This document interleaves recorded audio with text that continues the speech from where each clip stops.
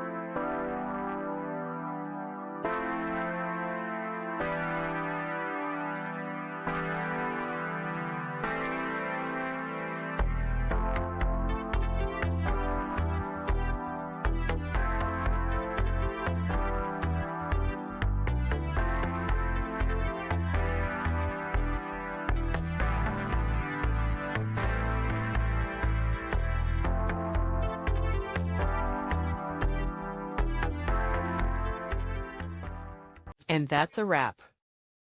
I hope you found the answer you were looking for. If you did, take a second to hit that subscribe button. It really helps out. And let me know in the comments which solution worked best for you. See you next time in the debug zone.